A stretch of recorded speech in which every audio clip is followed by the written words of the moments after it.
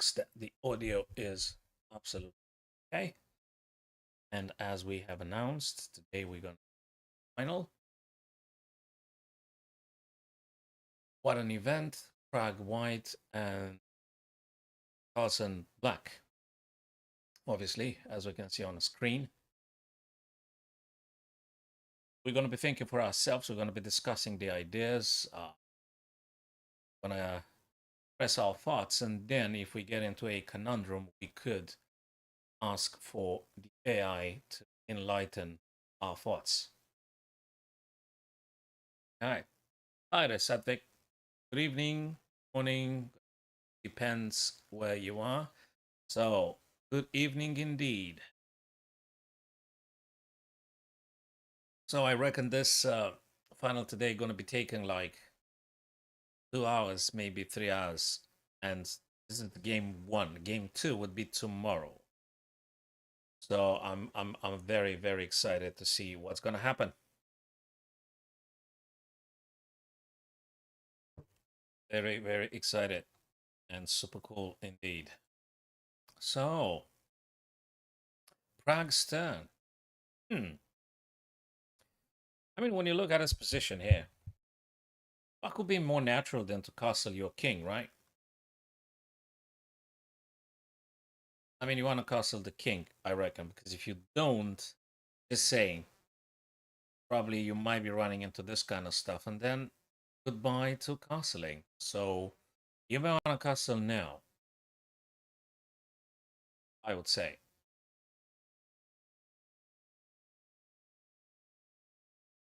There is an interesting position here on the queen side as well. Yeah, I don't think d3 is bad at all. I don't think it's that bad because the bishop is ready to move. I don't think that e4 you kind of like blocking. If you're planning Satvik to do d3 and e4 for white, if you're planning that, you practically you're blocking your own guy. So you want to play d3 in principle, but definitely you don't want to play e4. That goes against the principles. You do not block in your own pieces. Now that's a nice little move here. So what did he did castle, which I think is the wisest thing to do. Now Magnus plays a6, challenging here. Obviously, if this would happen, what would we play? Do we just take with the rook, right? Hey, you attack the queen. Can't be trifled with. a6. Probably they are in preparations. I mean, they started like, let's say roughly, what, half an hour ago they started? Half an hour, 40 minutes? When did they start? They start at 12. Okay, 44 minutes ago they started. And this is move 11. If that was a preparation for both sides extensively, probably they should have moved faster. So that makes me think that someone tries to remember what to play or tries to decide in what variations exactly will they be going into. Yeah, the highest form of chess happening. I think it's a wonderful event, really, Satvik. It's really. I'm really enjoying it. Watching Prague versus Magnus, what could be more exciting, chess wise speaking? Best right now versing. What could be more exciting? What better chess? What better chess? So what should Prague be playing here? To play d3, yeah.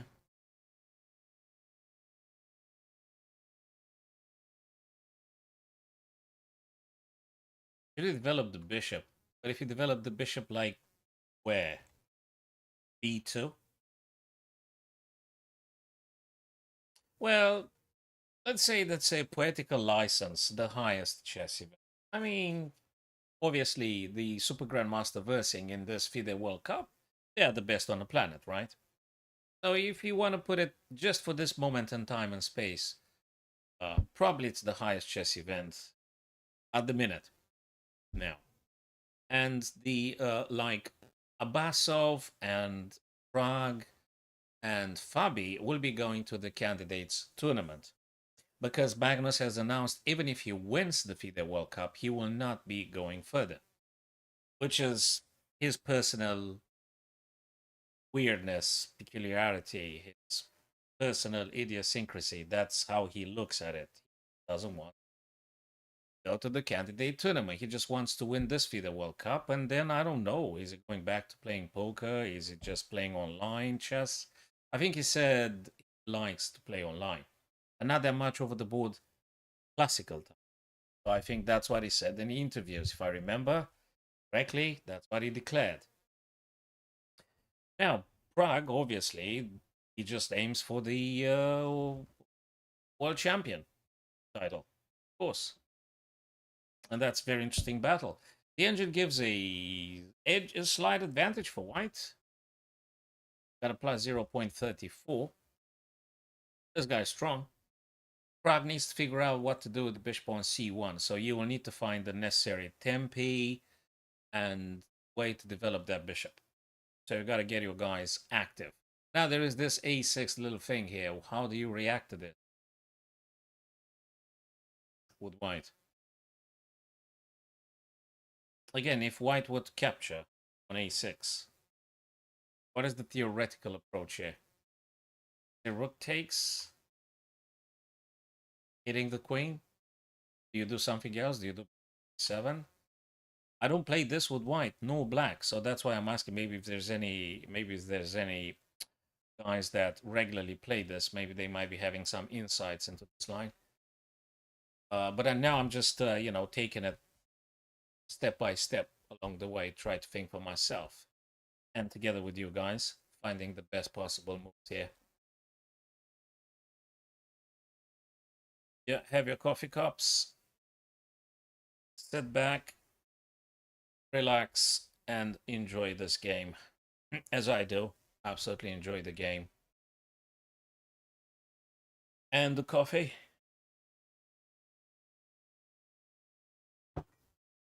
Okay, let me check actually if I'm okay on the other platforms.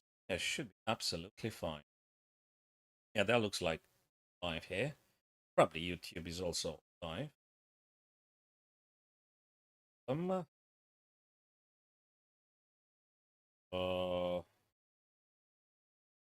Should be, yeah. All right. How do you suggest, guys, for white to continue? What is Prague d3? Yeah, we called d3. It's a natural way to making sure the bishop actually is going to play. And Magnus plays immediately h6. Probably we know why. h6, it's a deterrent for bishop g5. Not a deterrent, it just stops it altogether. It's a major stopper. You will not get your bishop on g5. Hello, Cy from Wales. Good to see you. So we've got the first match today of the final, and tomorrow we're going to see the second match. And it's very exciting. And watching Magnus versus Prague, wow, what a treat. I'm really enjoying the day, the game, the coffee.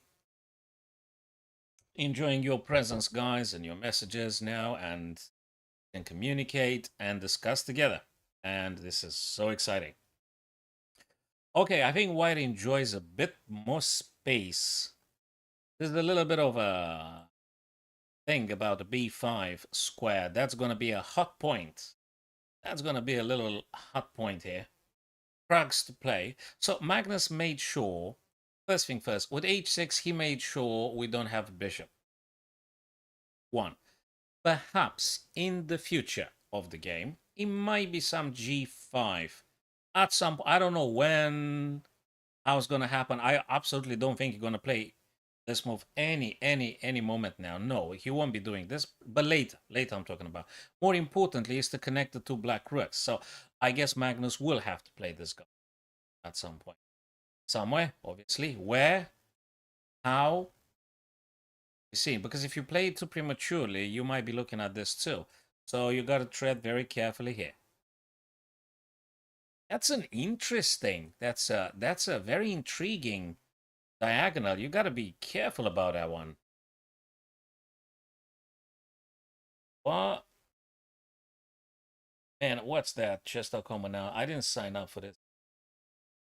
Uh, okay, I don't want on my messages some, I don't know what spam that is.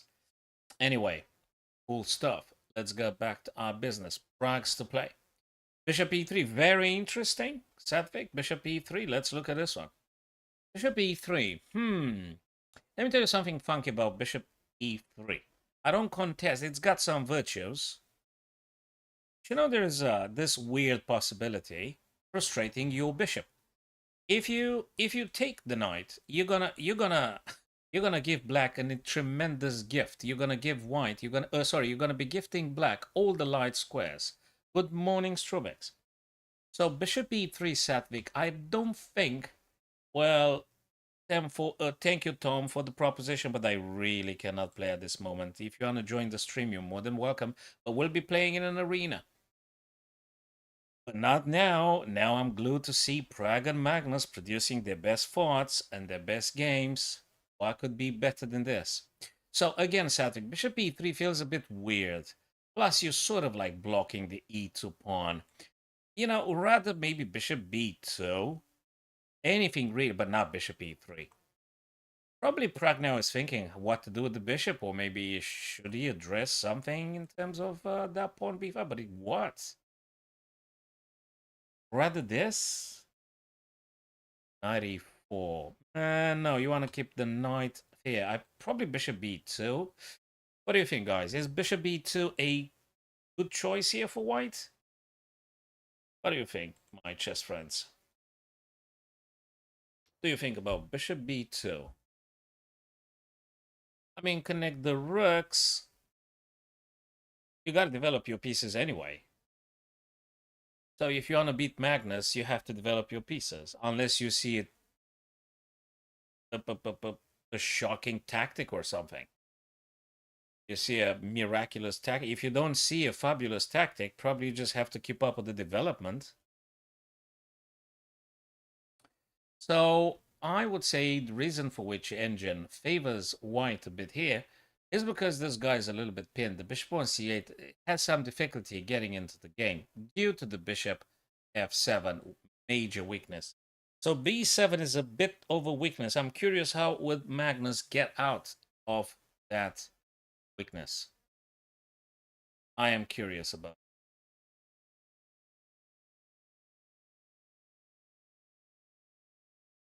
Yeah, probably something to do with this bishop for sure. Where? Well, it's to be seen. Bishop e3 has some quality in terms that if black ever tries rook b8, you might be able to just harass in this fashion. But again, bishop e3 followed by knight to g4, and I just don't know what to say.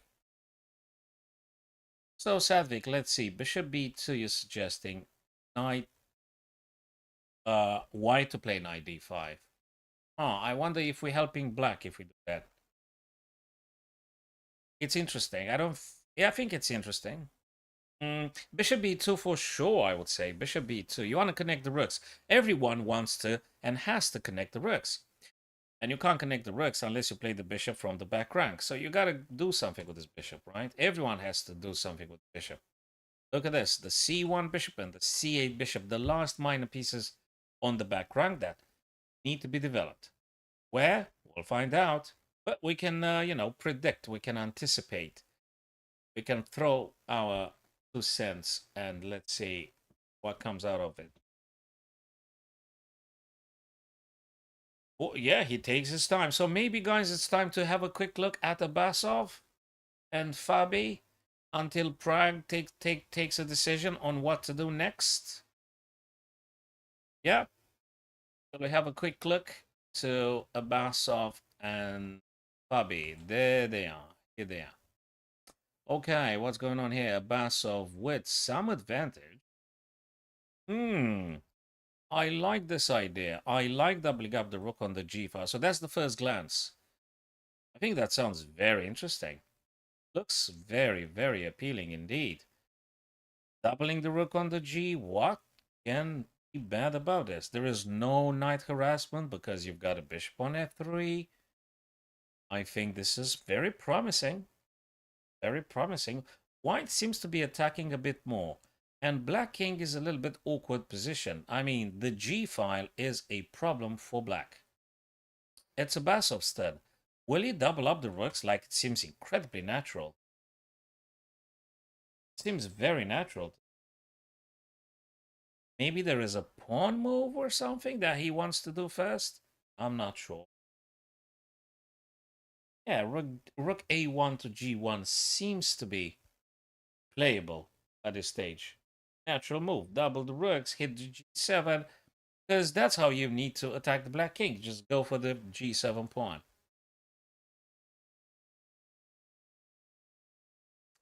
Perhaps, yes. Maybe. Then maybe some e5. And when this guy goes, I don't know where, probably here, you're going to be playing. Well, you got to be careful about the f4 pawn, don't you? So it's not quite over. You got to be careful. So yeah, maybe e5 has to be slightly delayed unless you want to trade this guy. Maybe not a bad idea after all, since it opens up this queen's diagonal. Maybe, maybe. So Satvik says, oh, right. You're talking about the Magnus and Prague. And Fabi looks at this guy with nice potential ideas. The pawn is pinned. So just wondering, I was just wondering, why did Fabi play rook 8 to d8? It's because he wants to go like this. I'm not sure about e5. I'm really not sure about e5. Yes, Abasov played what I suggested. Rook a1 to g1. Well, because I'm very relaxed and because I'm not emotionally implicated, it just took me like 2 seconds. Abasov, because he's playing for FIDE World Cup place 3 or 4, he spent a few more minutes, and I'm sure he saw a bit more than I saw. But nevertheless, Rook AG1 was a very healthy choice, and he actually confirmed by playing it. And of course, incredibly natural, Rook G8. Now Abasov has to think about how to counteract this move. I don't know, moving the queen? Before I'm playing e5, I'd like to keep the pawn here for now. Do you know why? Because I want to block this guy. I don't know, is f5 playable here? I'm not sure. Maybe it is. f5. Let's play the queen maybe be first, unless there is something else. Just you want to make sure there is no knight c5, there is no c5 pawn. You want to move the queen away from the d file. That's why I'm suggesting a queen move to, you know, preemptively try to, prophylactically try to anticipate and just readjust the queen's position. Maybe. Maybe. All right. Let's go back to Magnus and Prague now. Yeah, we're going to be doing this for a while. Hello, Rahul. Hi there, brother. So, what? So, Bishop a3 played by Prague. Boy, this lad goes for the blade. He goes for the kill. Bishop a3. Just for our friends, the a6 can't take here because the rook would hang. That would be what we call in chess a blunder. The bishop on d7 can't really play because if they do that, b7 is captured, would hit on the queen. And even if you're thinking about, there is something weird here. Let me tell you something weird. If you were to do bishop d7, if Prague takes on b7, can Magnus take the pawn, hitting the queen like this? Just asking. I hope I'm not asking for too much. Hey, you might be even wrong. But I'm just thinking, I'm just speculating. I'm just looking for ways out for black here. To play the bishop off the back rank, to try and, do something with this. So bishop d7. Okay. Bishop takes b7. I guess that's the strongest move. Prague's strongest move. And a6 takes b5. Is that even conceivable, ladies and gents? What do you think? Is this playable? I mean, you attack the queen with pawn and with rook. Please tell me, what am I missing? Oh man, I just had the cup and now I'm going for the second one. Yeah, I've got a full cafetiere here. I hope you did have your coffee too, or maybe just have some more, but be careful.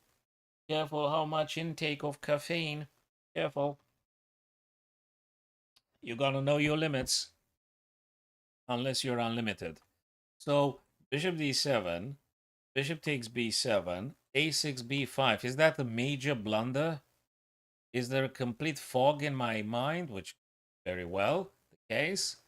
It looks like the white queen would be attacked by the rook and by the bishop. And this is move number 13. So it's not that much of a preparation they had, particularly on this variation, because otherwise both Magnus and Pragg would have reacted faster. They would have played faster. If this was just a very well known, a very well trodden path, they would have played way faster. But Pragg spent a couple of good minutes to decide to play bishop c to a3. The engine doesn't particularly say is wrong. They're still maintaining the plus 0.20. But what is wrong with bishop d7? Please tell me, guys.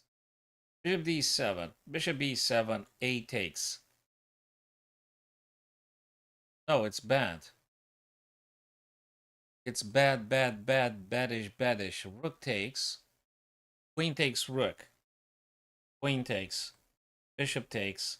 Rook takes. Rook hits the guy here, but the bishop's going to move. Oh boy, no, you're losing material. Sorry, I just found the answer. Of course. Again, if bishop d7, bishop takes b7. If you take, you're going to be taking the rook with the queen. And if queen captures, bishop takes and rook takes. Just that you have one rook and two minor pieces, and white is having two rooks and two minor pieces. So you're going to go down very quickly. That is exactly why, Satvik, spot on. So guys, I hope we've clarified why bishop d7 would be a terrible move by black. And now, I'm pretty sure Magnus tries to figure out how the heck am I moving that bishop? How am I moving it? Pretty sure he thinks about this.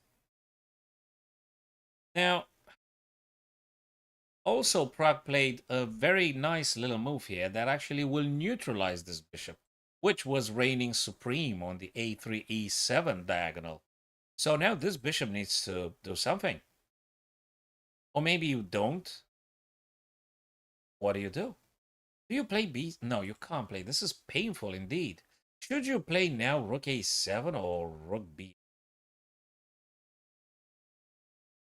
Rook a7. This is a painful move. I reckon you could play it, but boy, I don't like it.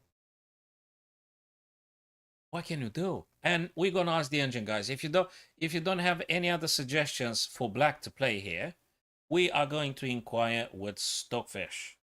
Rook a7, rook b8 would be b6. Unfortunately, drops the rook. Yeah, I know what you mean, but you just drop a piece immediately. So that would be the end for today's game. I think Magnus just resigns immediately if he does that. That would be a blunder indeed. I hope he didn't party too long yesterday or too much. I hope he had a good rest because he needs all the mental energy available for this match and for tomorrow as well. And God knows, maybe tie breaks. You never know. Anyway, how do you think, guys, black should be proceeding here? Do you play? Again, rook a7 or rook b8? Is there anything else, by the way? c6, can this be addressed? This is just nuts. You can't do this. Is there any other idea? Oh, that's okay, Sadvik, because, we are live discussing. We haven't had any preparation, and, we're not using the engine, I hope, at least not at this stage. So everyone thinks their own thoughts, which is what we want to do if you want to make a progress in this game.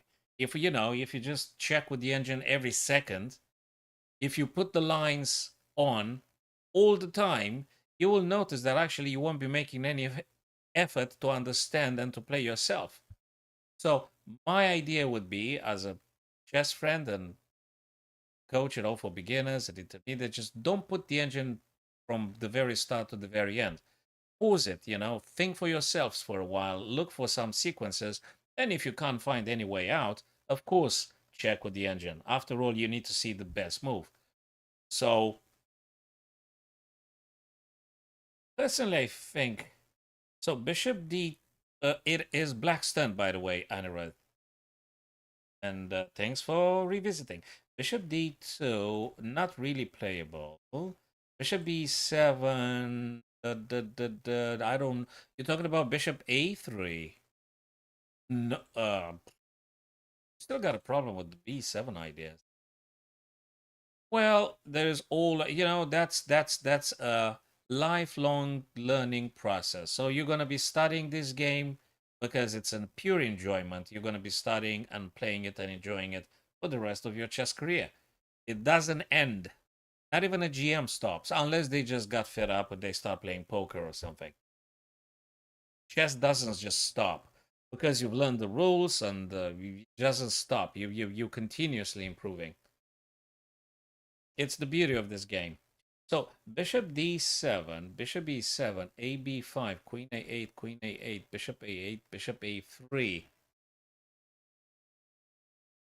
What? But you know something? You're going to be having a rook and the other guy is going to have two rooks. Probably Magnus thinks of that. Bishop d7. Okay, we've seen that. We've seen this. AB. Okay. Queen takes. Queen takes. Bishop a8. Bishop takes a3. Bishop g2. Coming back from a8. Yeah, but you're going to end up, Anirudh, with rook, 2 minor pieces versus 2 rook, 1 minor piece. No, versus 2 rook and 2 minor pieces. So I think you're getting toast. Hello, Varren. So I think you... Sorry, aren't you just getting completely smashed here with black if you do that? Because you're going to have a bishop, a knight, and a rook versing bishop, knight, and 2 rooks. So for this reason, probably rook a7. Yes, I'm from Wales. Yes. Yeah, it's not ideal. You called it. You called it. It's not ideal. Absolutely not ideal. It's impossible to answer, Rahul. No one can tell you that. Not even the organizer, not the best ever chess coach on the planet. No one can tell you that. Not at this stage. You could ask people who you would like to win or something like that, but it's absolutely impossible. You can't say, I mean, you just look at the position now and you'd start making predictions. For instance, Magnus is having some difficulties getting the bishop on c8 somewhere because of the b7 weakness. So now we're starting to think, rook a7, rook b8, which one's going to be? Is there something else? Are you sure, Anirudh? So bishop g2, bishop b2. Ah! Yeah, you nailed Varren. 100% accuracy. Absolutely. You got it, man. Either Prague or Magnus definitely going to win. Yeah, you got it. You are the prophet of the day. Right, so Anirudh, that's an interesting step taken further. If bishop g2, so bishop g2, bishop b2, targeting this and this. Oh, now that changes the problem. Let me tell you something, Anirudh. I think Magnus thinks exactly if he should take on this path or not. I think he thinks exactly if he should explore this path or not. That is why he spent the last, how many? 10 minutes? Because exactly of this idea. Guys, let's make it again. Then we're going to ask the engine. Anirudh came up with a very interesting proposition, which I did start the proposition, but I just gave up. I got scared about some material exchange here. Bishop d7. Bishop captures, hitting the rook. a6 takes b5. Queen captures. Queen captures. Bishop takes. Rook takes a8. Then He suggested, if I'm correct, no, he suggested before rook takes the bishop, he suggested bishop takes a3, bishop g2 to be saved, and then bishop b2. I think that's an interesting take. So white going to be taking at least one knight, either knight or rook. So probably rook here, and they take it. Then bishop and knight and rook versus rook and bishop and knight. What's the pawn's position? Rook here would be attacking this guy.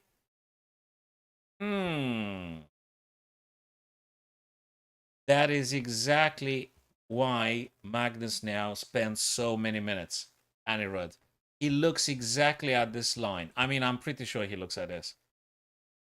Because he absolutely loathes the idea of rook a7 and rook b8. I mean, you're just not proud of that stuff. But also, he does want to lose. So he thinks, now let's ask the engine. I think Anirudh's idea probably is the most aggressive that poses problems for white. Anything else feels incredibly slow, but maybe that's the correct approach. Let's find out. Bishop d7, Anirudh. Bishop d7 is a very valid move. And bishop h3, which, by the way, I didn't even take it into account. Bishop h3 because you're hitting with tempo, this guy here. Actually, a bit better than bishop d7. But yes, bishop d7 is actually one line. And the engine says do not take on b7. Because probably would be very bad for Prague. So, yes, bishop d7 is a good one. Is definitely a good one to play. Only, being bettered by bishop h3, which is actually the first proposition here. It's the rook with tempo. In both variations, the engine gives white better advantage. So even a bishop h3, even a bishop d7, the engine says still white is better.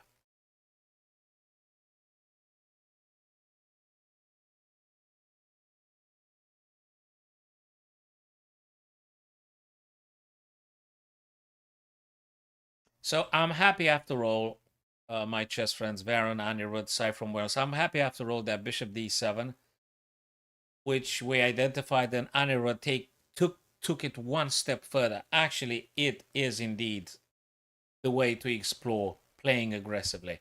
Hello, Step. Good to see you, man. How's it going? The engine thinks, again, bishop h3 and bishop d7. That's what the engine suggests. We did thought about bishop d7. I got a little bit panicked myself at the beginning because I didn't take it one step forward, but Anirudh helped me, and he came with the idea, fabulous idea, bishop actually after a3, bishop b2, which takes more stuff back. And actually, it's going to get very bad for white if Pragg does that. So that's that kind of moment, ladies and gentlemen. That's that kind of moment when actually you are aware. This is the moment when you're absolutely aware that if you don't play the right stuff, you're going to get in trouble. So Magnus needs to play the best stuff here. And the best stuff, again, would be h3, hitting the rook with tempo, and bishop d7, generating very complicated position. Now, of course, we can't expect less from Pragg and Magnus, so it is a very natural move step. Bishop d7 is a very natural move indeed. It could be Anirudh, yeah, but as you probably noticed, it is a very convoluted line. It's a very tactical line, a very tactical approach. Yeah, and Magnus actually wants to make sure he didn't miss something. So I'm curious to see if Magnus goes for bishop d7, bishop h3. Now, quite a few normal mortals like us would have thought about rook b8 and rook a7, which I thought about that one, but I feel incredible frustration to do that. If I were to play rook a7, rook b8, I would suffer. I would really suffer to do this kind of move. Yeah, yeah. The only thing is just psychologically, he might be getting lost or overly impressed. Yeah, yeah. If I can spot in the beginning and Anirudh can finalize and we can conclude that actually Bishop D7 is the stop, probably Magnus should be seeing that one. Well, and maybe beyond. Yes, yes. Me and Anirudh saw, probably Magnus should see that too. Yes, I'm really curious what's going to play. So he's been spending, I think, more than 10 minutes. More than 10 minutes. And he still thinks. Well, shall we have a quick look at Abasov and Fabi? Because there was something interesting in their game. There was a, there you go. There was a doubling of the rooks on the G file by Abasov. Oh, E5 had been played already. We discussed about that E5. But that comes with a setback. And that would be, knight can just come very nicely here. And after knight here, you know, you either drop the queen to defend or you just take. You just take. But do you take with the knight or do you take with the bishop? That's another discussion. So if knight to d5, you're going to move queen d3 to defend f4. You're going to not do nothing and push f5. You know, there are all sorts of ideas. If so, again, starting with knight d5, I suspect. Yes, yes, Baron, that's not an easy moment. 19 minutes, absolutely. This is absolutely not an easy moment for Magnus. He's got to take a very serious decision. It's not easy. It's not easy. Pragg generated a very complicated tactical position when a lot of things may happen. So Magnus really has to think. He does want to lose. So about this one, you either trade knight, you either take the bishop, you know, or you just simply play queen d2, or you just play f5. So you got like 4-5 candidate moves here. Which one is it? What is this weird looking move? Now that makes me want to do this. You know what I mean? That makes me want to do this.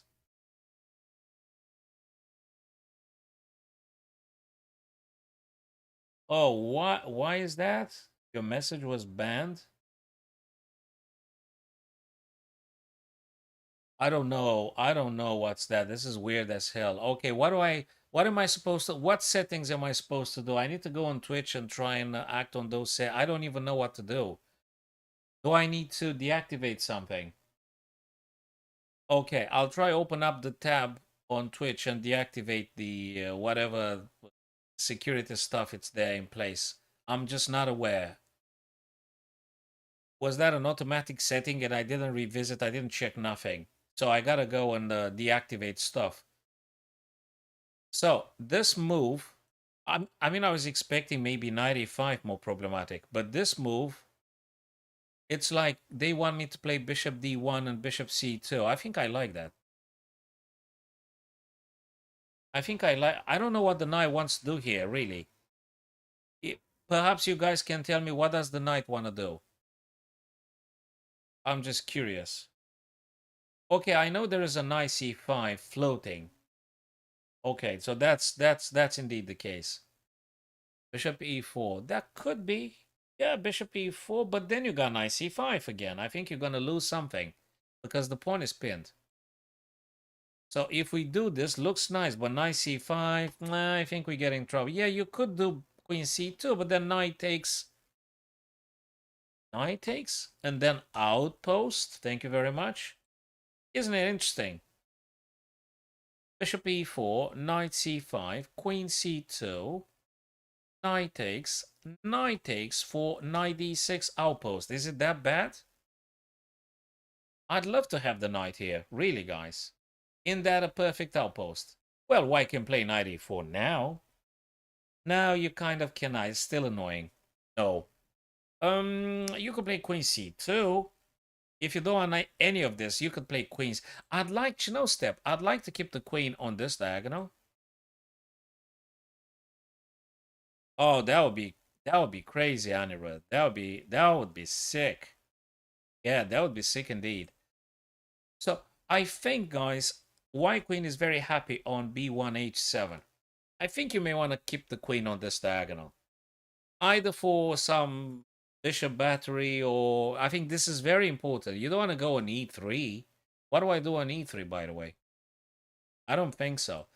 If you want prophylactically, you could do absolutely Varon. White is complete controlling stuff here. You could do Queen C2, just, you know, completely demoting black from playing knight C5. Knight E4 feels like knight D5, and I want to keep my knight for the D6 outpost. Yes, I don't want to trade the black knight with my knight on C3, because knight C3, I want to get it on D6. So if I want to achieve that, I better move the queen away. And then I'll do nicely knight e4 and knight d6. I don't think black has any initiative or ways to stopping me from achieving that. What do you think, guys? I think queen c2 makes a ton of sense, really.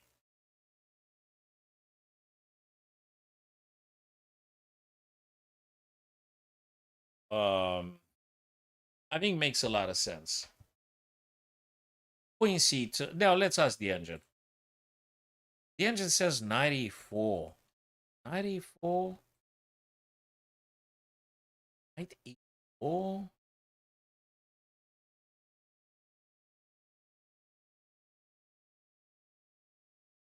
Hmm. Knight e2. Oh boy, these are so annoying. Knight e4, knight b6, obviously. And f5. Okay, but what about knight e4? Yeah, knight e4, because they can't do knight. Yes, they can. No, they cannot. Knight e4, knight c5. I'll just take. Queen takes, I take, rook takes. How is that? Rook and knight, rook and bishop. Huh. Knight e4 is complicated. Yes, it is complicated step. Of course it is. Okay, let's play queen c2. How bad is that? I mean, how awful queen c2 can be. It's not that awful after all. I mean, if you look at the eval bar, it's not that awful. Queen c2. It's not. It's simply not. And indeed, it reduces the complexity. So queen c2 does reduce the complexity. Let's go back to your idea step. Queen e3. I think it losing the leverage a bit. Let's find out. Again, not a disaster of a move. Seems to be a bit better. What's the idea with Queen e3? If you'd be so kind, Step, to tell me, what do you intend to do with Queen e3? I want to know. Well, I suspect you always want to do this, right? Okay. The engine is not particularly taken aback by Queen e3. It doesn't say it's wrong, because probably black doesn't have nothing to play anyway. So I guess Fabi, I don't know how, managed to put himself in such an awkward position that whatever white plays, Queen e3, Queen e3, Queen c2, Knight e4, whatever, Knight e2, whatever white plays, black simply doesn't have counter game. Because everything's awkward here. You can't do this, you can't do this. If you do Knight f8, you're gonna cry instantly. I mean, it's just... It's so awkward for black, the development, that whatever white plays is just good. But I don't see the idea with Queen e3. Step, what's your intention with Queen e3? In this position here for white. What do you want to do with... Please tell me. I want to know the bigger picture. I mean, you want to play f5, I guess. Oh, okay. Queen e3, yeah, okay, doesn't allow this. Fine, fine, okay. I think Queen e3, Queen c2 go on kind of similar topics, but just to some extent. I'd like to keep the queen on this diagonal, and then knight e4, knight d6. I think I like that. Hey, what? Let's go back. So he spent 20 minutes to playing rook b8. He spent 20 minutes to play rook b8. He didn't play knight, bishop h3, nor rook, nor bishop d7. I don't know. He got panicked. Oh, whoa, whoa! Cover everything. Cover everything. Aw, rook b8. Oh boy, that was that thing. Which okay, rook b8 was the second move I saw after Pragg played bishop a3. So rook b8 was one of those things that a mortal like me would have just played in a span of a couple of seconds. I mean, because I'm panicked about playing bishop d7, say, I would have, okay, you know something, let me just play rook b8 and leave me alone. You know, I'm not going to spend 20 minutes for this. But Magnus spent 24 minutes and still went for rook d8. I don't know what to say. He wants to be maybe on the safest ever side. I don't know. I don't know. Okay, he holds it all. He's not dropping any pieces, but pieces, white's pieces are activities a bit better. Now, how is Pragg gonna do? Is Pragg gonna trade? And if he trades, you're gonna take with the queen or you're gonna take with c? That's a question. How do you take? What do you take with? Bishop takes. You take with pawn in order to have a nice center. Just in principle, saying. If bishop takes, you take with c or you take with the queen. What do you take with, guys? And why? Yeah, Anirudh, I'm surprised about rook b8 choice by Magnus.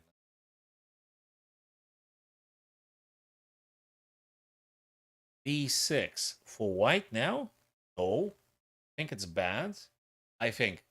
So if b6 were to be played first, Magnus takes the bishop, you're going to take the bishop, then I'm going to take a pawn from you for free. So I guess if white plays b6, it's going to go bad for white. CD central pawns all connected, spot on, Anirudh, exactly as we said. CD would be also perhaps d5. Correct me if I'm wrong. Well, yeah, sure. Having nice pawn center over there for black. That's a long playable ending, a long playable. There are some tactics in the middle game. There is a little bit of tension still here. I don't know how they're going to be sorting this. Definitely Magnus needs to find a way to play also the bishop. This guy has to play. I mean, this is incredibly frustrating. Now, I don't know what Pragg plays. If Pragg wants to make it funky, he could just play bishop b2, but that's just way too funky. You know, you can't do this. No, you can't just give up on this diagonal. No. Probably he's gonna take. And then Magnus takes with the pawn, makes sense. Then doing this, trying to get the center. Then hopefully Magnus gets the chance to play the bishop somewhere. Boy, that bishop on c8. Boy, that bishop on c8. Move number 13. He didn't develop the bishop yet because he spent 24, 25 minutes and then he played rook b8, which I said in the first second because I didn't know what else to play. But he didn't opt for neither bishop h3 nor for bishop d7. What can I say? Interesting.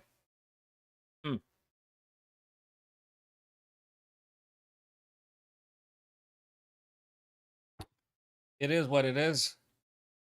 And I'm really intrigued. I really want to see what's going to happen with this guy's game. I really want to see what is going to happen here. Pragg is thinking now. I guess best stuff for Pragg, just go for the bishop. Just get that bishop. Because you can't just go back. Right? You don't want to take because you open up rook and then Magnus going to say thank you. Or can you?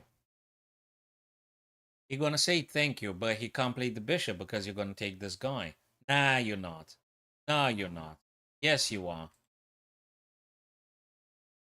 No, yeah, but I mean, just an attempt to keep the bishop on c8 still. So bishop d6, pawn takes for Pragg. You take back, obviously, but you still can't play the bishop because I'm going to take your pawn. Is that an interesting idea? Oh yeah, you can expect the engine to play any craziness. Oh yeah, absolutely. They're not gonna. No, yeah, this is. It's possible for the engine. The reason for King G, I don't see a reason for that one though. Maybe King G2, just to stop Bishop H3. If you really want to move the king, maybe to G2. You know, but King H1, no, it's just too much. It's just too much. I think I just stopped the stream. If it's King, if it's King H1, I don't want to see that. Unless someone explains it to me, what's with the King H1? Can't be. Uh, nice one. Yeah, every now and then, I suffer a shock when the engine proposes something like this, which looks like absolutely mad. This kind of side moves that have absolutely no meaning whatsoever to my human understanding, but engine works at a different level, and I am not an engine, not just yet. I mean, not yet, unless I'm implanting chips in my. Probably not gonna. Okay, so, Prague is taking his time now. That's interesting. But you know, Prague is a wise guy. After all, Prague is up now. Like what? 13 minutes. Prague is up like roughly 13 minutes, right? And he says, you know something, this is one of those moments. If Magnus didn't play bishop d7 and bishop h3, why wouldn't I spend the time looking, thinking maybe I can spot a way to punish them? You know, why not take your time? You're not in time crisis here, you're just taking your time. You got a solid 13 minutes. Oh, hello, Angela. Not particularly tactics today. Thank you for the question. Now, what we do with our friends here, we're looking at Prague versus Magnus and we're discussing life as it happens. And yes, we do pinpoint a couple of ideas which could be useful. Could be useful for our friends, for ourselves, and for everybody else if we manage to clarify the maze a bit. So, yeah, we're talking about tactics happening live. And maybe when we do an arena or we do some games analysis for our friends, we could indeed talk about other tactics. I think the last video I've uploaded on YouTube was uh, related with the outpost ideas. So if you are like a novice or an intermediate, you may want to have a look at the last video because it deals with the middle game concept known as outpost, a very important concept. So that's a nice tactic you may want to have a look at. You're welcome.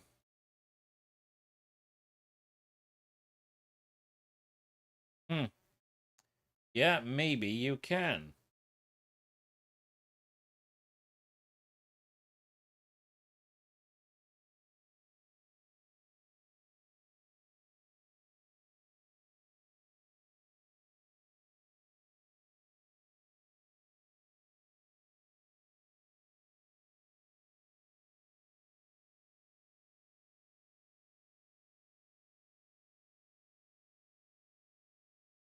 Okay. Brad takes his time.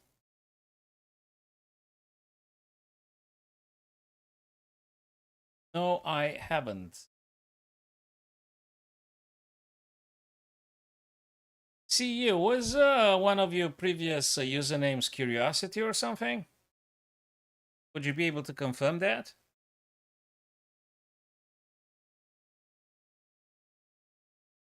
One of your previous usernames was by any chance Curiosity?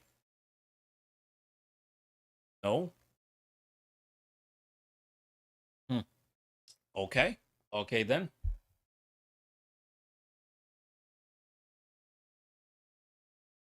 That's okay. No problem. So, bishop d6, right? And CD. Let's have a look at the other guys. Let's have a look at Basov and Caruana.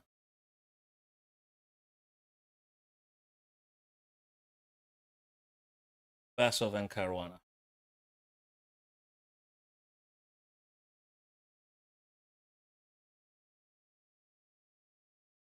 Nothing happened here. Because Basov now is having like 10 minutes extra. So he really takes his time. There might be some easy way to convey ideas, Angela, but chess definitely not particularly an easy game. I have to say that. Chess is not easy, but you could understand some techniques, some ideas. I mean, the way for you to understand them, it could be, hustled. It could be made, made easier. So you could understand some ideas, but chess is not particularly easy, but it's highly enjoyable, as we all know.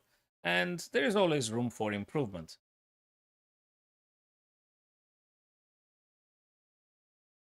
So they haven't moved. That's interesting.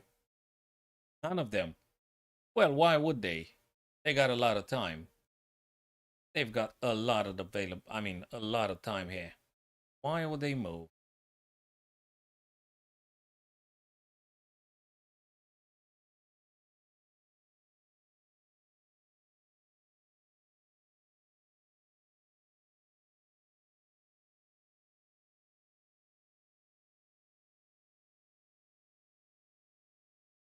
Let's go back.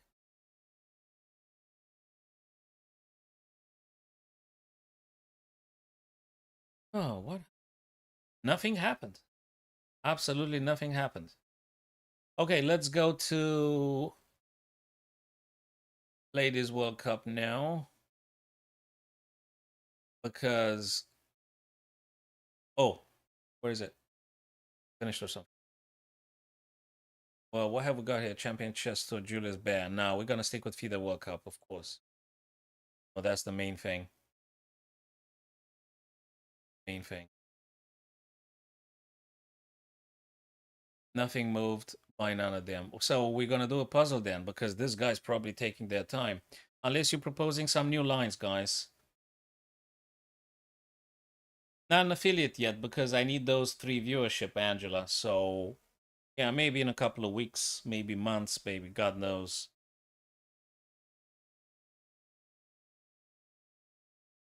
Huh.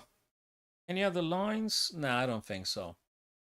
Bishop d6. Can you play a rook? Maybe you are just too slow. Maybe not strong enough. I'm not sure. I am definitely certain about this.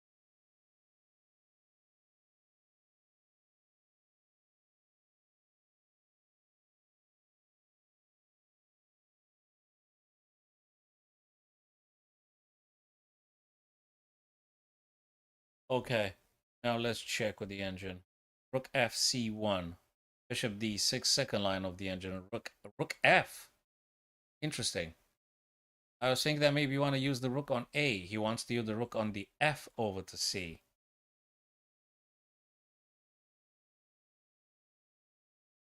Hmm. Rook f, not rook a. Because maybe the engine thinks about playing rook on a over to b at some point. So rook f to c, rook a to b, maybe.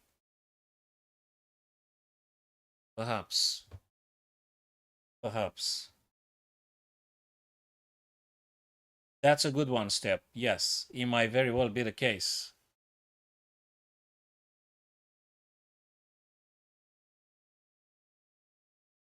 It may very well be the case, indeed. Rook f to c1, rook a to b. Yeah, that might be the case, indeed.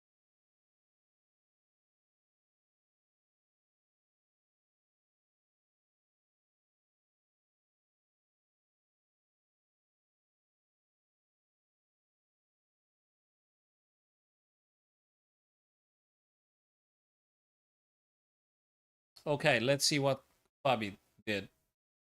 Something happened with Fabi. What did happen with yeah? He still thinks about so he didn't move nothing. Queen c2, queen e3. Nothing. He didn't do nothing. He didn't do nothing yet, just yet. Absolutely nothing. Let's do a puzzle, guys. Before they decide what to play, let's do a very quick puzzle, and then we'll be returning to the FIDE World Cup for sure. Okay, black to move here. Let's have a look. I think I like this idea. Queen takes. We're gonna take the rook with tempo, checking, and then we can take the queen at a later time. No. Oh, what's wrong with this? Oh, shall we play this? Doesn't make any sense. Queen 6. Yeah. Right, and we're actually forking to pieces. It's interesting. Probably something. Yeah. Well, we're actually playing a fork. Okay, you're going to end up actually having one extra piece in this position. Okay. That one looks very much exploitable. Then there would be a king moving. Might be able to take the other rook. Then queen takes it. And then you probably take this pawn. But when you play this and this, you might be having... Nah, you got to take the rook, right? Yes, Chando. As soon as after this puzzle, we're just going to do this. I mean, I'm just going with this idea. So you just actually taking, queen takes, and then take on f6. Bishop d4, bishop d4, bishop d4. Bishop g4. Or maybe, but f3. Bishop g4, but f3. Nah, I think we're taking the rook. Pragg took the bishop. Let's go back and see what Pragg did. Let's go back to Pragg and Magnus and see what they played.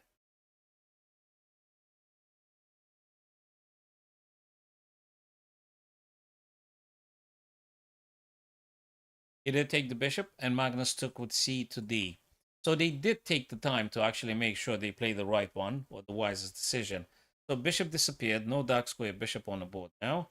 I'm expecting Magnus to push to d5 at some point, and he still needs to figure out this bishop's career. I mean, what do you do with that bishop? So now white's turn to play. And the boss will play queen to e3, step confirms. Very good stuff here. Okay, still Pragg's to move. The advantage would be plus 0.38. Probably because the bishop is stronger than the counterpart, bishop on c8, which currently does do nothing. Yeah, of course you are. An amazing achievement for the young lads, so yeah, of course you are.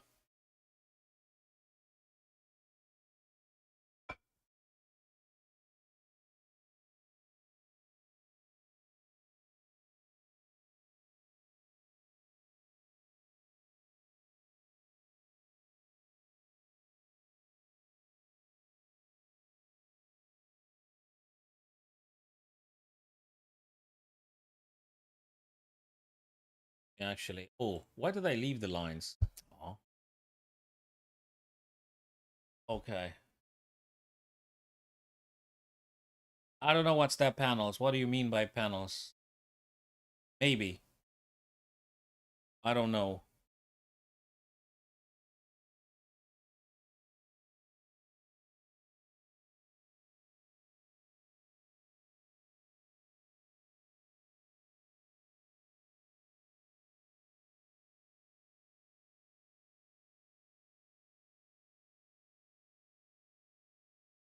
So I guess he's going to use one of the rooks. I mean, it makes a lot of sense. You want to get the rooks. Is there a problem with d? I mean, if you play a rook, can Magnus push d5?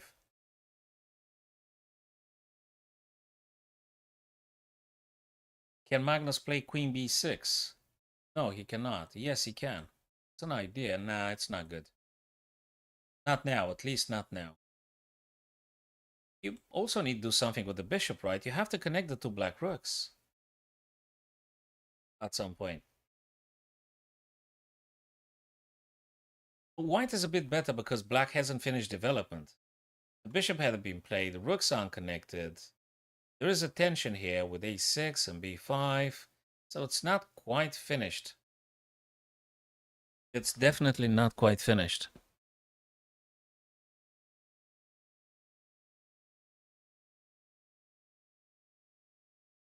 Uh-huh.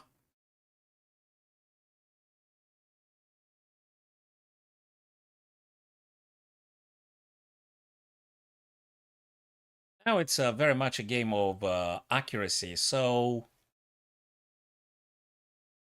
I think they both proved. Move 14, by the way. Just 14 moves. Can you believe that? Just 14 moves. Still Prag maintaining the advantage. Still advantage. Uh-huh. All right, that's a nice foot, Angela. I'm going to exploring this at some point. I'm going to be exploring it. ba6, ba6, ba6, rook a b8. That's a good one too. ba, rook a. That's good because it maybe queen. Nah, queen c7 would always be answered with rook c. It just doesn't look very good. Rook a b8, I like it too. I like rook a b8 very much. I like, yeah, I think your idea was, Step, to actually moving the rook from f1, which would be potentially subjected to some bishop h3, thus losing a tempo to moving that rook. And that will sort of free up the bishop, allowing Magnus to just do something. So bishop h3 would be a tempo, and developing the bishop with tempo. So probably preemptively would Pragg consider playing rook to c, and then the other rook to b. I think makes like a good plan. Yeah, rook f to c1. No problem with bishop h3. Deterring any queen's attempt for c7. Yeah, but rook a b1, not particularly a bad one. Okay. Still advantageous for white. A bit. Rook ab can't be a bad move. It's not a bad move. No one says it's a bad move. Angela, I'm barely using Discord because it's an unfriendly interface. It takes too much time, you know. So I got a Discord account I'm barely using. I haven't gotten that one for like months. I mean, for like months. I don't know what's going on with the Discord. I'm not using it that much. But given the time, probably I would. But I don't know. I really don't know about the Discord thingy. So rook AB, not a bad one. Can Magnus play bishop h3 and then rook fc? So you sort of get the rooks a bit, you know, one step closer to being connected. That might be. Oh, yes, he does take his time. Very likely, Twitch Anirudh. We all know when you go below a minute after the fatigue of a long game, there is a chance you might be playing bad stuff. There is indeed.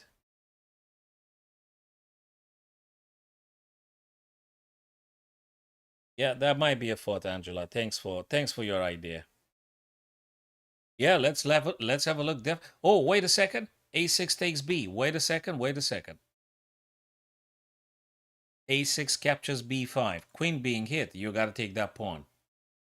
He has to take the pawn. He has to take the pawn, right? Can he play this? So you take the pawn later, but at least you make a bit of a messy situation? No, you can't do that. Can you? No, it's just too crazy. You can't do this. You got to take on B5. And not with the rook, though, because of this idea. So you're not going to be taking on B5 with the rook, right, people?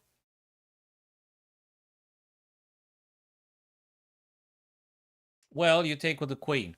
Yeah, you just take with the queen. Anything else would have landed in a pin. So you take with the queen, and it is what it is. You still got a triple attack there. Probably going to be seeing something like this. Bishop d7. And then, I don't know, can you do just queen b6, fixing the weakness? So you gotta go for simplicity now.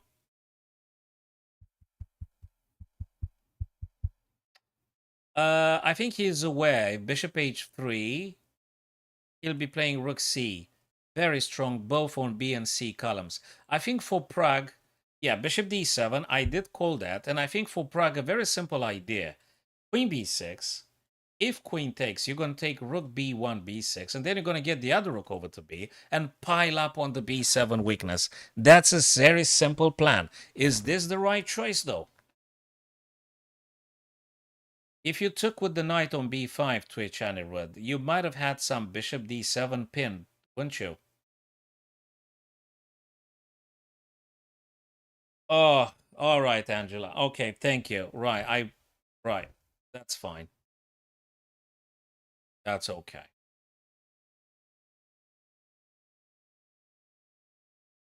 Right, so bishop d7 hits the queen now. You have to do something.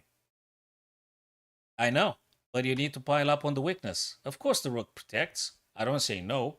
What I do say is that maybe it's an interesting thought. Queen takes and rook takes. Yeah, and then you get the other rook on b. And you just concentrate your battery on b7. Now, that would also be incredibly simplistic, and I agree. Okay, and it gives black a powerful pawn center. Okay, I agree. Maybe too simplistic. Maybe too simplistic, but also hits here. They got to do something with this guy, and then maybe you could play this. Okay, I'm not particularly extensively proud about queen b6. You know, maybe sometimes simplicity means efficiency. And because let me tell you something, for Prague, he's got to face this kind of idea. Well, not now. Not now, though, because he's got 3 attackers on the square. So maybe not now. Can he actually look at this idea? So that might be sort of, does it make black to take? And you can do this. Ever forever outpost for the bishop? Not, well, not quite for, it's quite forever. I'm not sure. I'm not sure. What do you suggest, guys, for white to play here for Prague? Queen b6, queen b4. Queen b4 makes sense. It does make sense, queen. But then bishop c6. Step. Queen b4, you untake the pawn, fine. Bishop c6, defending the pawn indirectly with the queen, so to speak, discovered defense. And already bishop being challenged, and if you take, they're going to be taking, hitting your queen on the b. Queen b3, let's look at that one. Queen b3, queen b3. Are you concerned about bishop e6 perhaps? Or you don't care? Queen b3, wouldn't that subject the queen to some bishop e6? Just asking. And also probably encourages white to push more in the middle? Just saying. Is that an idea? Queen b4, bishop c6. Queen b3, bishop e6. Queen b2. Okay, a bit more like, you know something, which, Anirudh, when you do queen b2, it's like you are inviting Magnus to do something. Because queen b2 doesn't pose any particular problem here. It doesn't attack nothing. It's retreating the queen to b2. You'd rather stay on b4 or something, you know. But queen to b2 feels a bit like dropping the queen from an aggressive attacking square to a little bit of a passive square. If you guys agree on that. I don't think it's the end of the world or something, but it's just you sort of like tell Magnus, okay, it's your turn now. Okay, you do the initiative. You want to do this? You do. Queen b2, queen b2, bishop c6, bishop c8, b6, queen b8, queen b8, rook b8, rook b8. And I think black is then having the b file for themselves, right? And black is having actually a very nice pawn island on the 6th and 5th rank Twitch, Anirudh. So if you do queen b2 and bishop c6 and you plan on doing this kind of things, queen b6, guys. That's what my thought. Exactly, queen b6. Okay, I was on the same topoi like Prague. Topos, I think, comes from the ancient Greek and it means original place or primordial place. Topos, place. Queen b6. He looks for simplifying. He looks for simplifying. He looks at this guy. He'll be forcing Magnus now to play. If he plays this, Prague's going to grab a pawn. So Magnus will not play bishop c6 because bishop c6, pawn c6, and you just take a pawn. Therefore, Magnus will take on b6, Prague will take with the rook, and they go exactly via the route probably I had suggested already, doubling of the white rook on the b file, and that's what it is. When queen takes and rook takes, there is also pressure on d6. So that would force black to probably do what? Oh my god, is he losing a pawn now?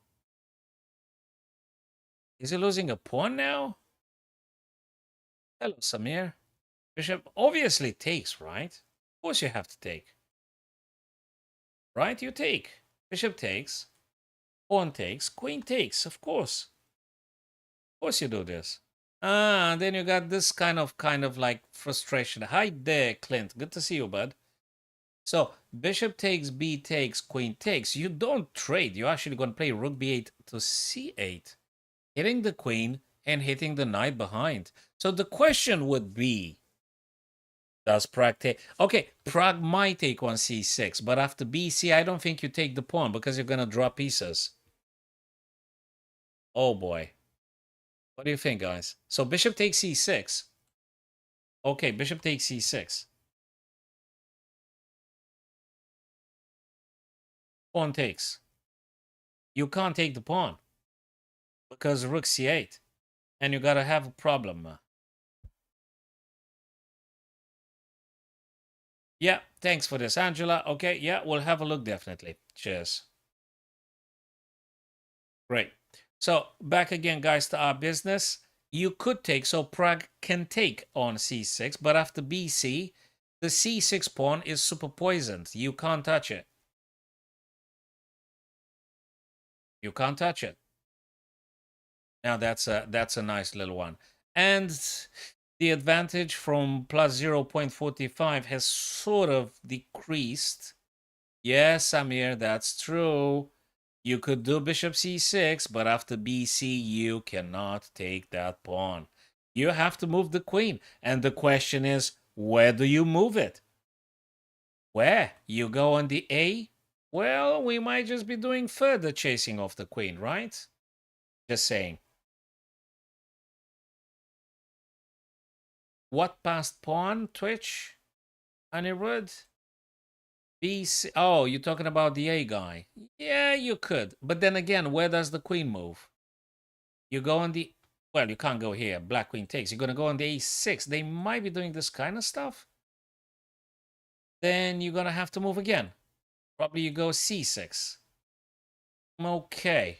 Maybe. Maybe. Maybe. Yeah, it does create a free A pawn.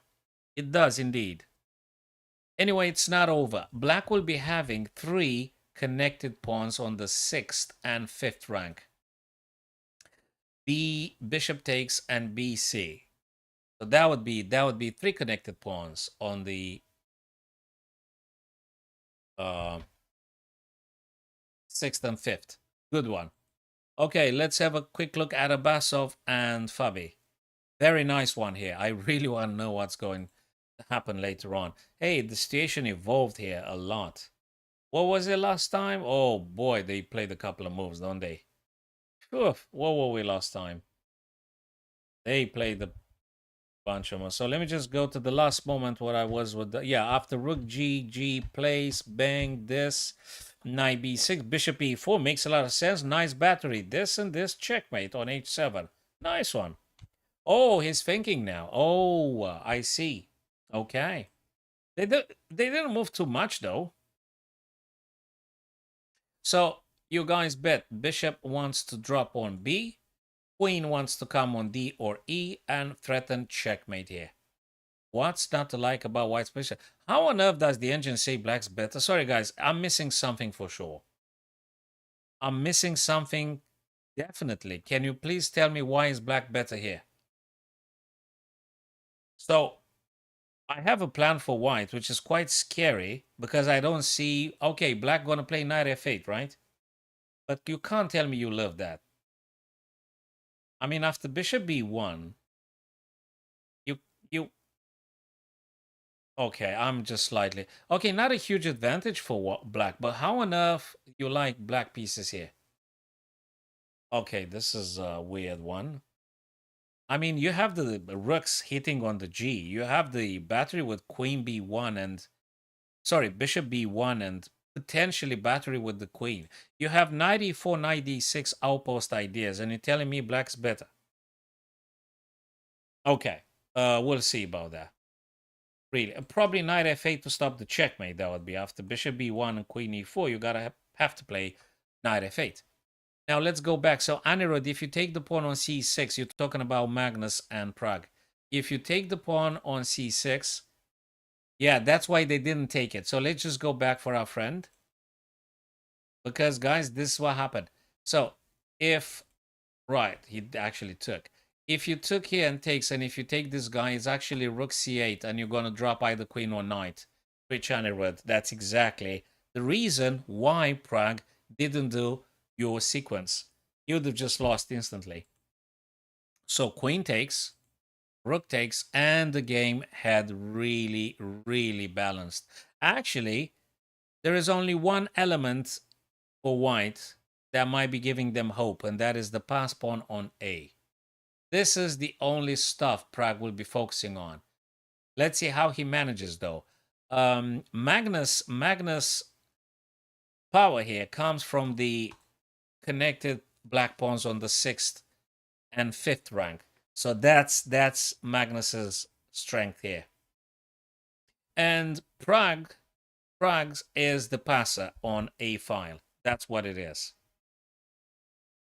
The engine again gives a very blunt, almost perfectly balanced, plus 0.07, but difficult. This guy's gonna march down. We'll see. Is Magnus intending this kind of stuff? That can't be that bad. I think I like it. I want to keep the pawns as they are. If I were Magnus here, and probably I would just exploit. What ideas have I gotten here? But that's good. Is that a good outpost? I mean, as long as this guy is here, you won't be able to push, I guess. Okay, this guy has to do something. Knight on f6 has to do something. Or you just push, right? You just push, or you play something else. Or you just go like this. Anyway, it's Pragg's turn.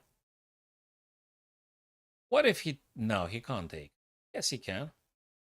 What if they trade off rooks? Guys, let's just put it this way. If rooks are being traded, what's going on?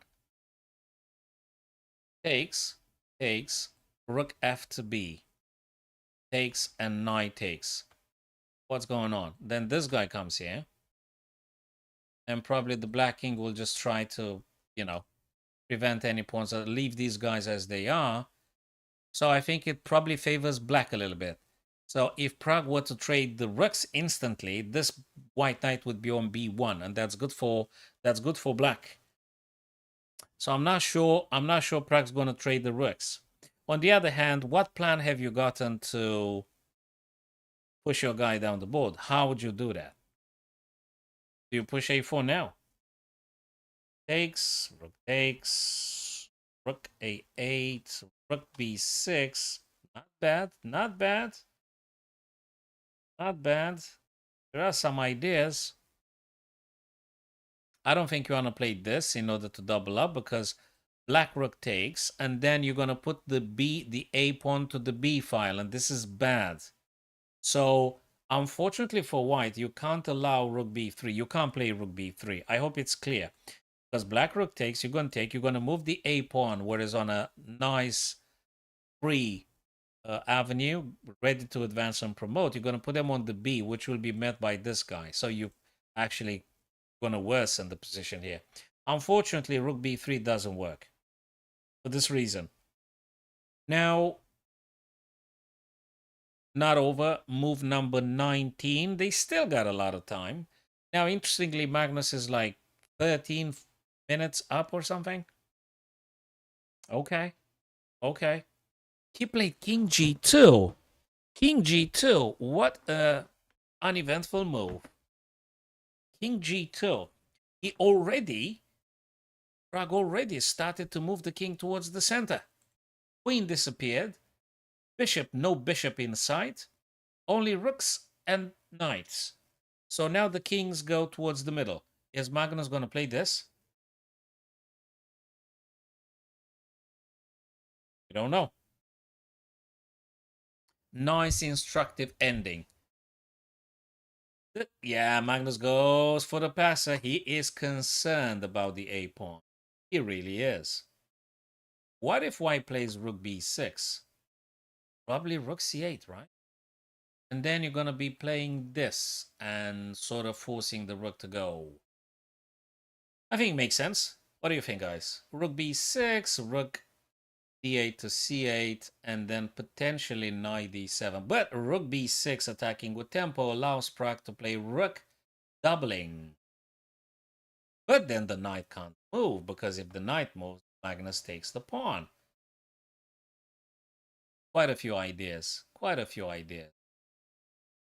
I like those connected pawns on the 6th rank, 6th and 5th. I like that one. If Magnus manages to maintain the integrity of those pawns and grabbing the a2 pawn, is going to be much easier for black here. But I think it's too early to call it. Plus, look at the eval bar.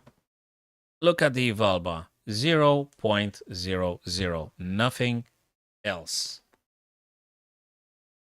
0.00. Perfectly balanced. So, Praggnanandhaa, yes, you do have a passed pawn on a5, for which Magnus went straight away.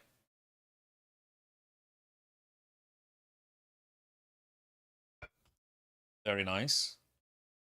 Excellent. Are they going to draw? Maybe. You never know. Let's go back to Abbasov and Caruana. Any modification here? No. Fabi is still thinking. So, guys, the only defense against bishop b1 and queen e4 is actually knight f8. I don't think there is any defense for black here. You can't push f5 because we all remember there is the en passant rule, and actually you're going to get executed straight away. So, en passant, ladies and gents, when the pawn moves 2 squares from the initial line next to the opponent's pawn can go behind them and take it on f6. So, doesn't work. g6 to Praggnanandhaa. It's a move that weakens terribly the dark squares, and it's something that it's kind of suicidal. I really think that's a very unhappy stuff. If bishop b1 and queen e4 and g6 you play, I just feels very bad. h6 was becoming very weak.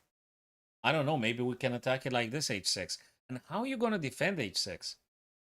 Really, how are you going to defend h6? g6, I think it's gonna lose very quickly for black.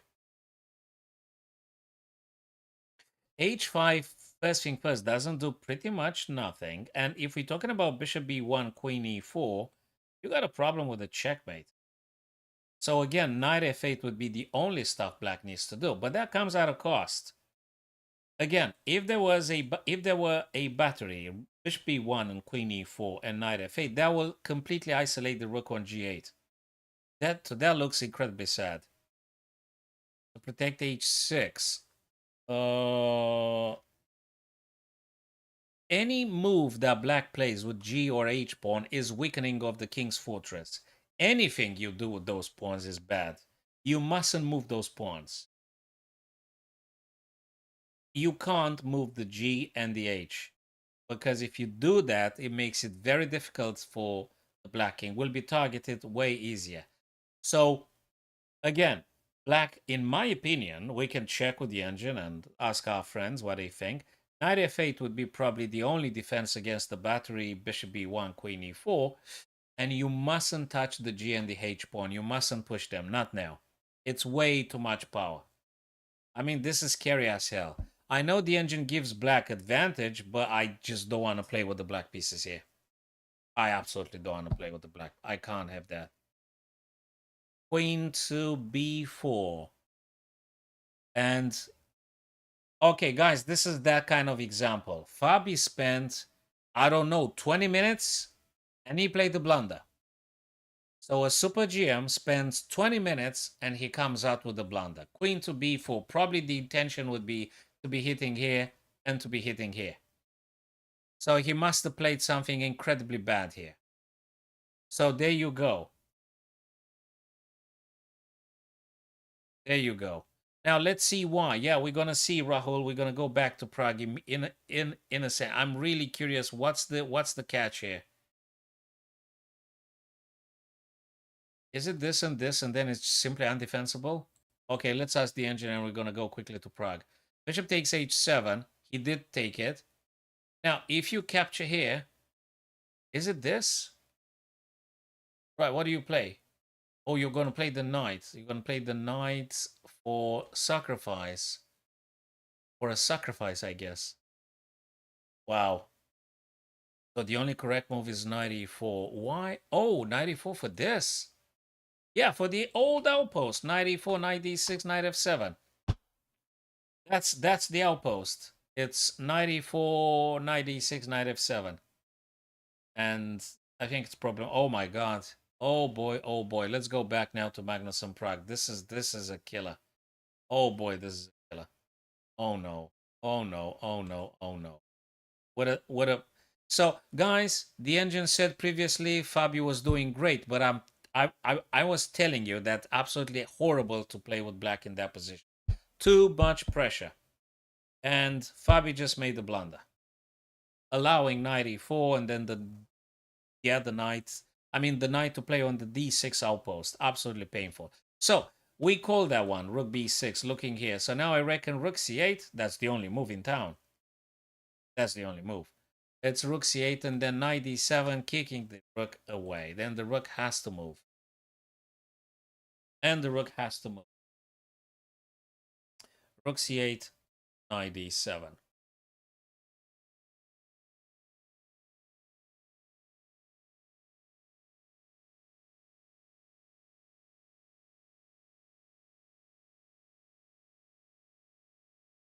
Yeah. Yeah, and I mean, not a big deal to see rook c8 because you do not have any other move to do here because you can't give the c6 pawn. Now, he might be playing rook f to b1, which makes sense to double up the rooks. And not just double up the rooks, but you might be, wanted to maybe play some rook b if there's something, maybe freeing up the knight this way. And when you do rook f to b, Magnus can play this. I mean, what else do you want to play here?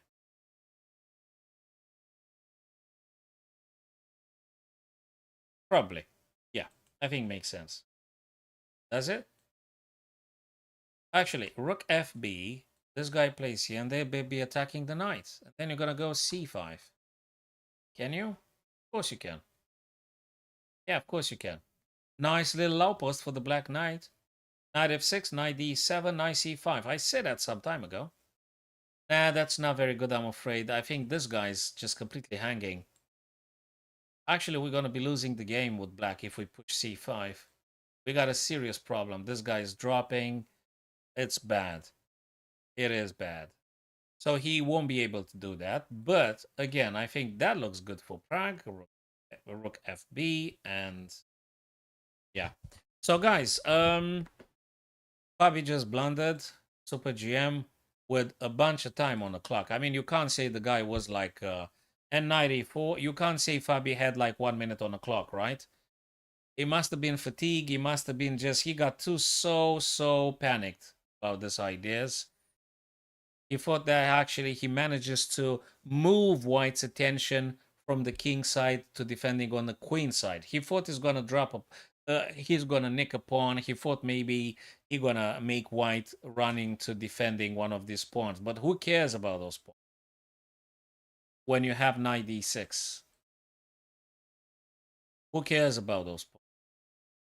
And not just knight d6, you're also having this queen check, and really, it's so bad. It's so bad at this stage. This is so bad for Fabi now.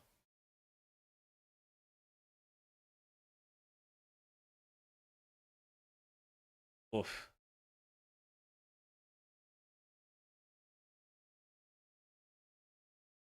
Yeah, you could take the d4 pawn. Could take the d4 pawn indeed. You want to take it with the queen or with the rook? I think there's a big difference if you want to take it with queen or rook. Do you suggest with rook or queen? Which on the Of course you can take the d4, and probably you should take the d4.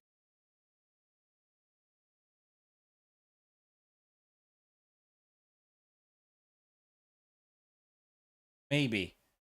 Queen takes. Queen takes. Can we do crazy knight g5? Pawn takes. Rook plays check. Where do you go? Because when you do this and I do this, you gotta go here. Then can I perhaps play queen to g3? I gotta follow this one closely. So if it's queen to d4, can we play knight g5? Which is check. It's very serious. You go here, it's gonna be this. Queen d4, knight g5 takes, check, g6, queen g3.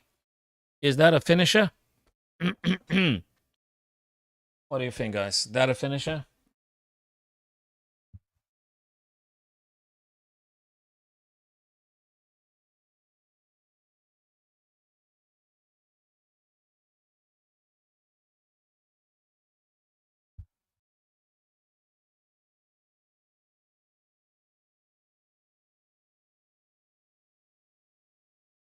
Could be.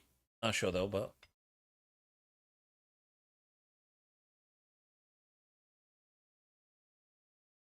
queen e7. He retreated. He didn't take on d3 and he made it even worse. Knight d6.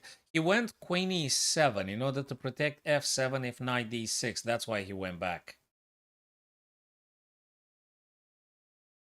So he played queen e7 to just stop the knight attacking f7. That's the main reason he played it. But that allows Abbasov to play billion things.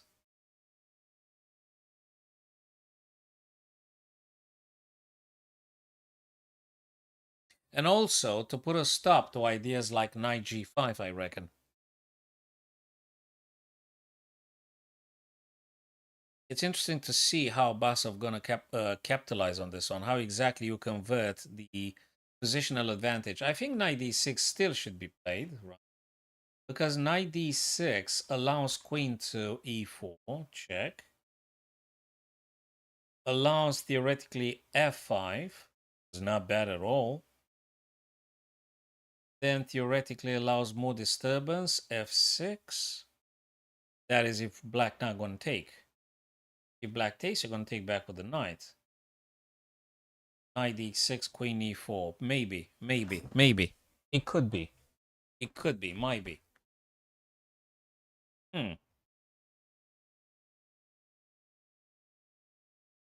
Oh,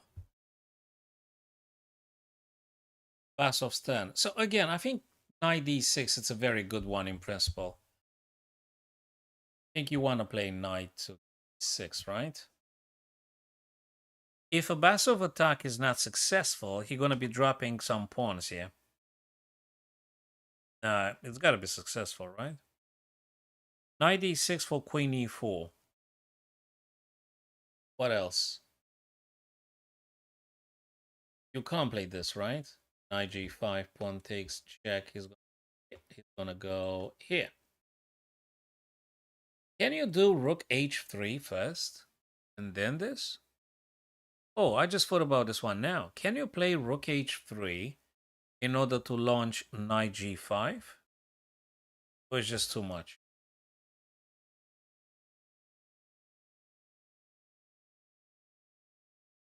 What do you think, guys? Do you think rook h3 might be the correct choice here?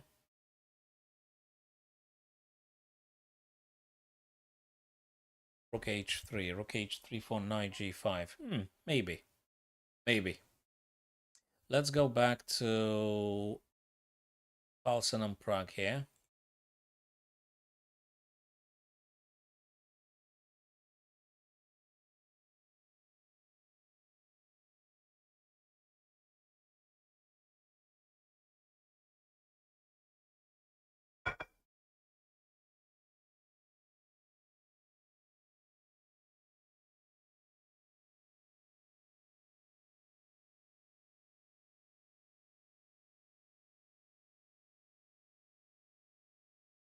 So he's got like 15 minutes extra, Magnus. Wow. They haven't moved a thing. Magnus hasn't played. Now he played it. He just played now. d6 to d5. He's got a center. He didn't play knight d7 though. I was expecting him to play knight d7. Probably he's going to play it at some point, right? He didn't play it. He played d5.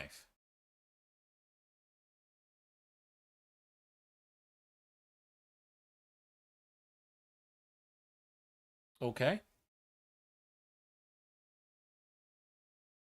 Is he going to go with all 3 pawns? I mean, the c pawn would be defended by the rook anyway.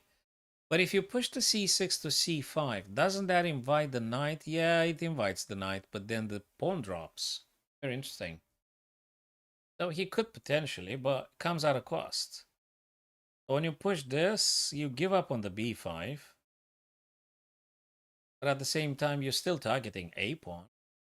That's why maybe Pragg played rook c1 to c2. Maybe he played rook to c2.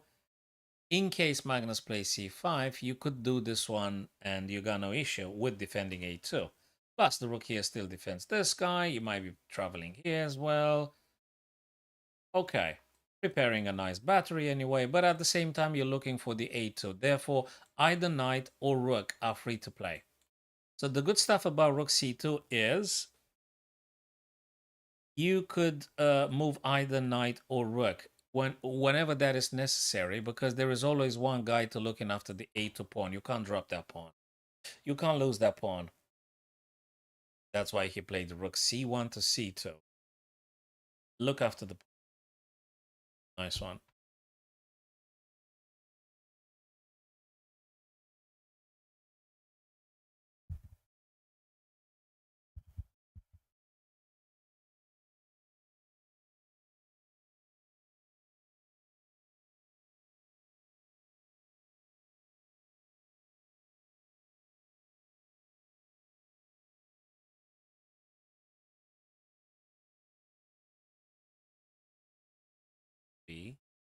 But it's Magnus's turn. He's going to push c5. Or he's going to play knight d7.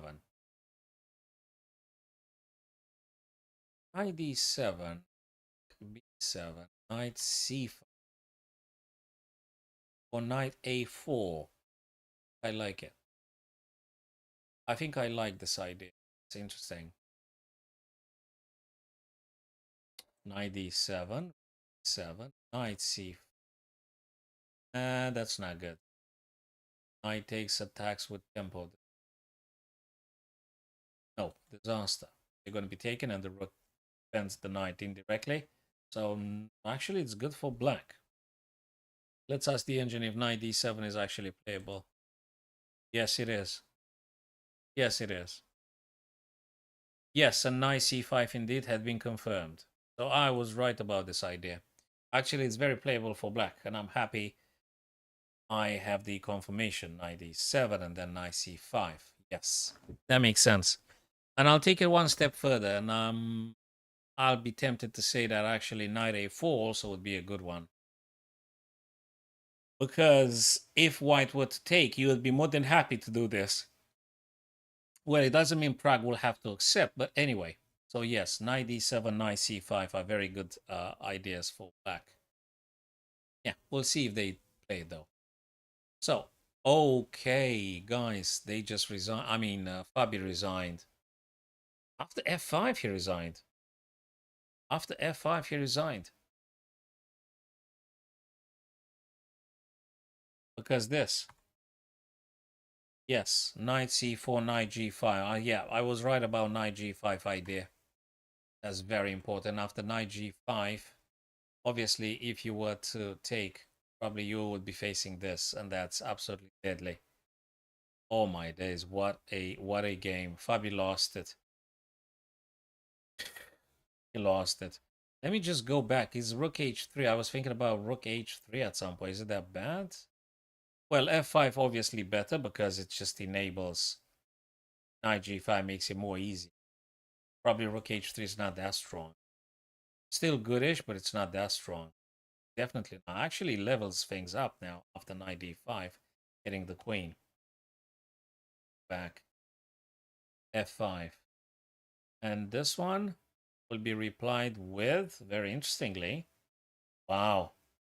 You could even do rook g7 because you got this. Unbelievable. Unbelievable. Unbelievable. Unbelievable. What a move. Wow. Okay, let's go back to Magnus then. And Prague.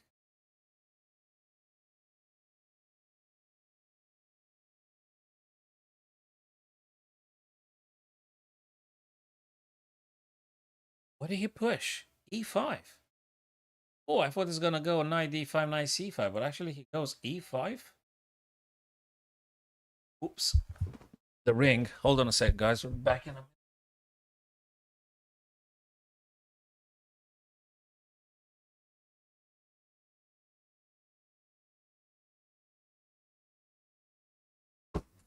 minute. Have to open the door.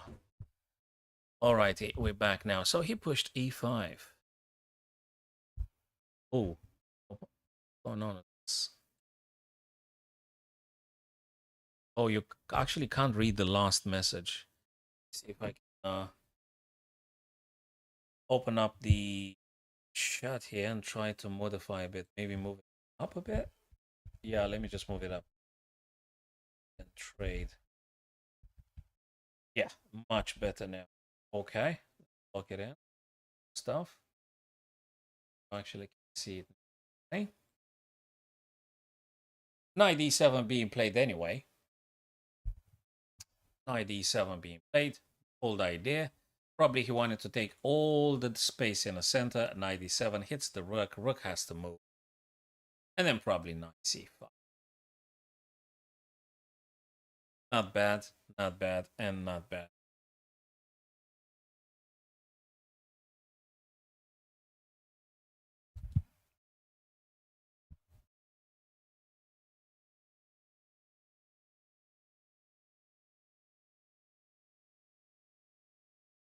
If they go here, knight c5. Rook b7, knight c5. c5. Can't be that bad.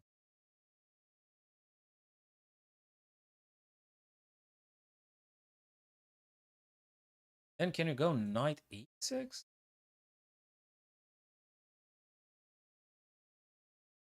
Here, you're gonna have to move the rook, then knight e6, then knight here. Yeah, but it can be sent away. Can potentially, right? Okay. Yes, that's the first game, David. And tomorrow they'll be playing the second match. This is the first game indeed. They will do the second match tomorrow. Fabi just made a huge blunder.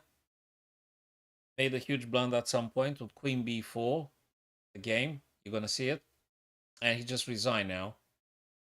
He just made a blunder. Although the engine said he was doing a little bit better, but the battery, the rooks on the G file was just too much.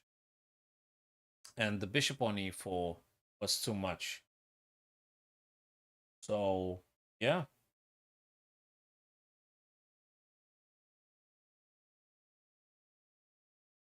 A bit advantageous for black because well, but not too much though. Make no mistake, not too much of an advantage because black is having a very strong pawn center. Very strong pawn.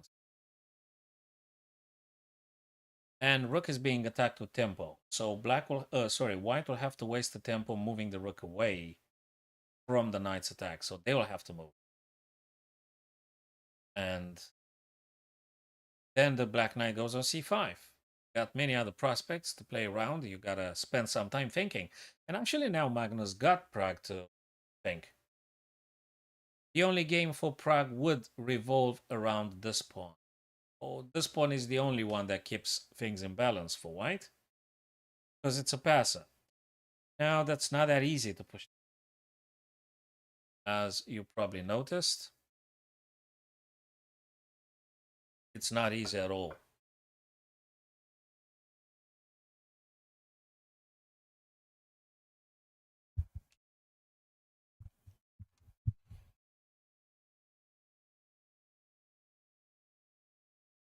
Where's the white rook gonna go?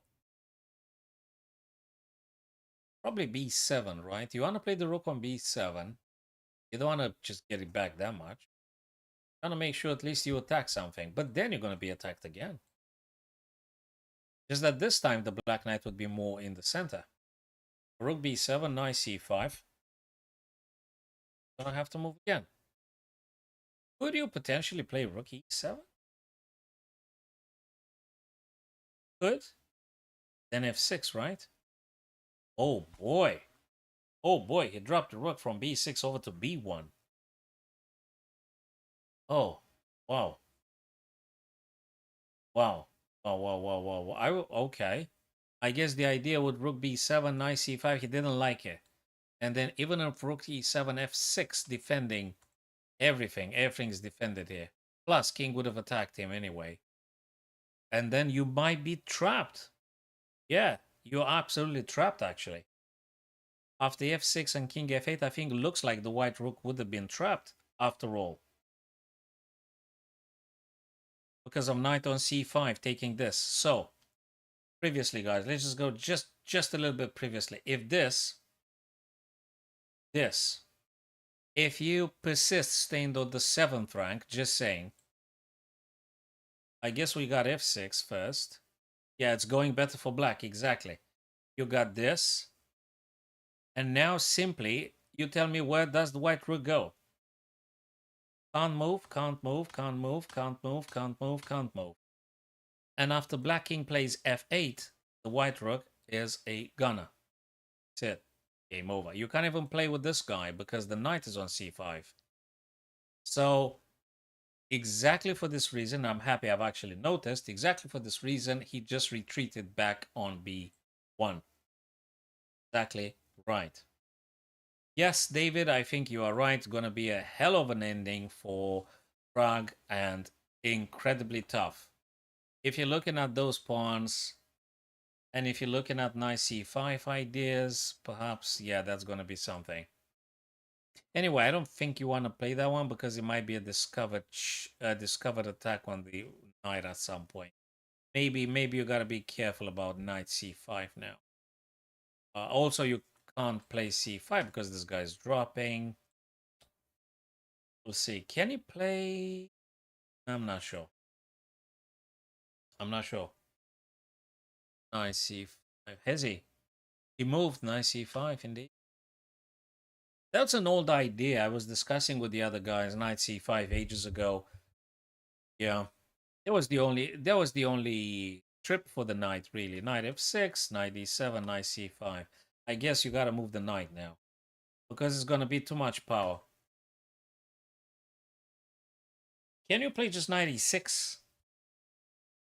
Knight e6 and then potentially knight d4. What's wrong about this? And when they play the knight, potentially you could just take this guy and maybe grab another pawn. So let's say knight e6. Where does the white knight go? I mean, I'm curious. Where do you move the white knight? Knight e6.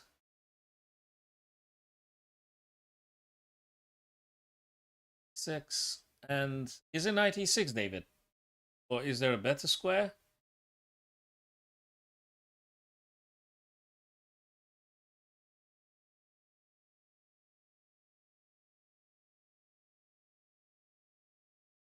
Yeah, maybe knight e6.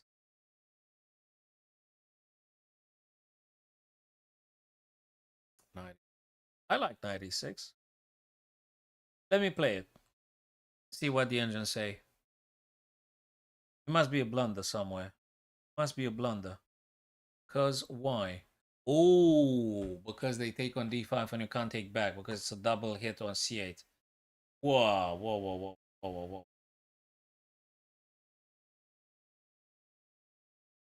Oh no. So where do they go? d7 then? No, wait a minute. Where do you go? Do you play actually rook a5?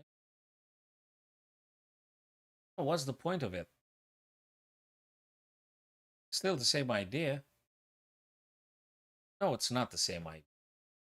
Rook a5, and if you play this, you actually sort of, yes.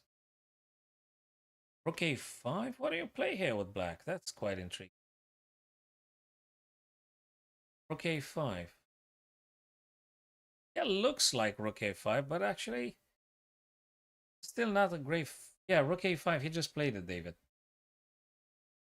He just did play it. A5, indeed. Yep, absolutely. A5. Rook a5 on the board right now.